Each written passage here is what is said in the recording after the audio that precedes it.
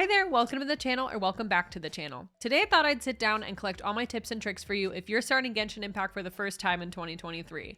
There can be a big learning curve with this game because there's a lot of little things to learn, so I wanted to condense some of the info right here of things I get asked about the most or struggled with when I first started.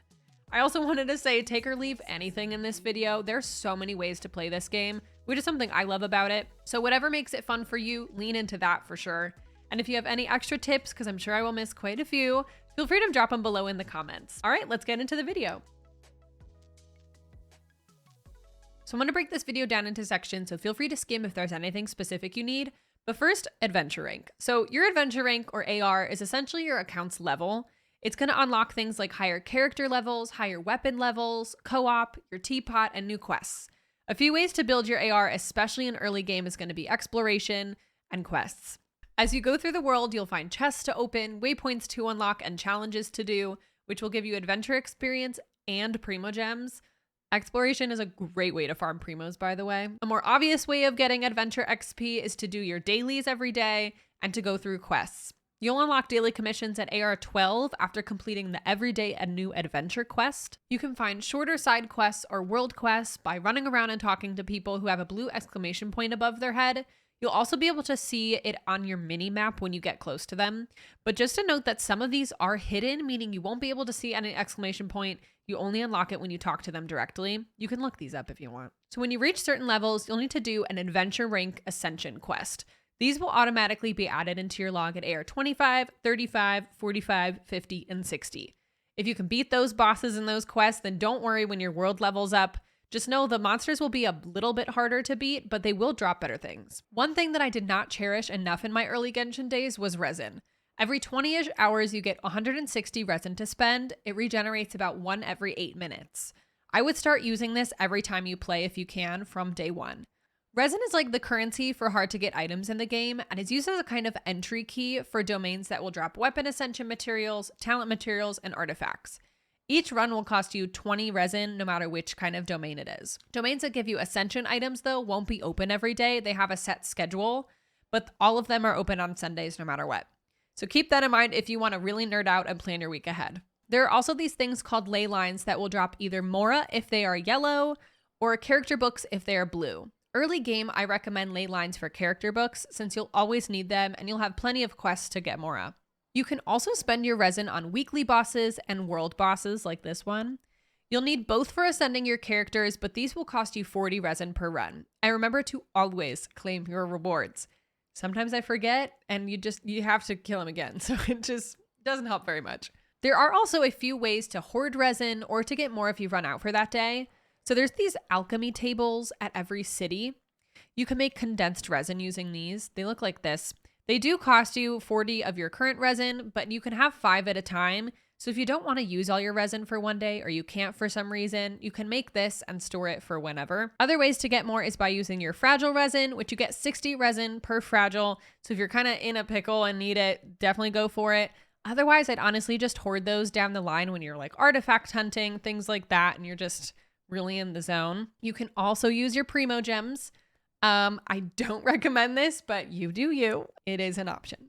Speaking of ascension materials, I wanted to give you a little guide to building characters before you get to AR 45, which is typically when artifact farming starts, because then you can get 5-star artifacts. Either way, in my opinion, don't really bother with artifact domains until you get to that adventure rank. Save your resin for other things and use your artifacts that you find while exploring. First thing, you'll want to ascend your character as much as possible for your current AR. This seems like an obvious tip, but the amount of times just one ascension and a couple levels up made the world of a difference is probably more than I'd like to admit. Either way, at AR 55, you'll be able to max your characters at level 90, but until then, it'll be much less than that. So second to leveling your character up, we're going to want to level your weapon up. Your weapon is going to be a key part, aside from artifacts, in how much damage your character is able to do. Even better if you have a 4 or 5-star weapon on them. If you have that already, go for it. Next, I'm going to just do a quick rundown of artifacts for early game. So you'll want to use artifact set bonuses to your advantage based on your character's skills. So you get different bonuses per set when you've got 2 or 4 of the same artifact set on your character at the same time. You can read what the bonus is here. or other artifacts, it'll all be down here. You can either do that or get a few artifacts from different sets that have better substats for you, whatever works for you, and it's easier, honestly, just go for it. But the substats are these lines down here. So you probably won't have many 5-star artifacts yet, which is totally fine. The 4-star artifacts are going to be purple, and you're going to want to level them up or enhance them with your 2 and 3-star artifacts that you've already got. To do that, select 3-star materials and under, auto add, and it'll add everything that you've got that you don't need anymore, enhance, and then your stats will automatically change. So last thing for character building, you're going to want to level up your talents. You can see which order is best by clicking this talent reference button. And if you only want to level 1 up for now, make it the first priority level up. It's going to help your stats and really ultimately help you do the most damage.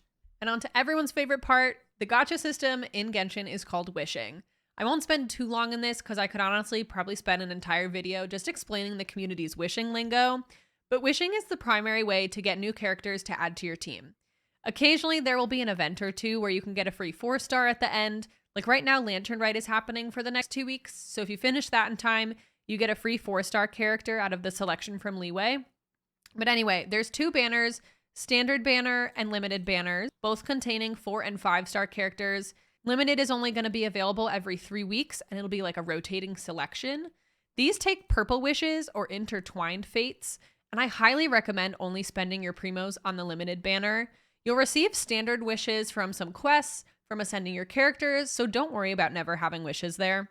Also, every month on the 1st, your Stardust Exchange shop will reset. You'll be able to get 5 wishes for each banner using just your Stardust. All right, that's it for now. I'm sure I missed some things, so if you have any questions, feel free to drop them in the comments below or join our community Discord server and ask there. Someone will be able to answer it at any point. I'll have that linked below along with my Twitch channel if you ever want to stop by and game with us. If you want me to go in depth about anything too, let me know and I'll make that into another video in the future. As usual, make sure to subscribe and stay tuned for more Genshin related content coming your way soon, and I'll see you in the next one. Bye!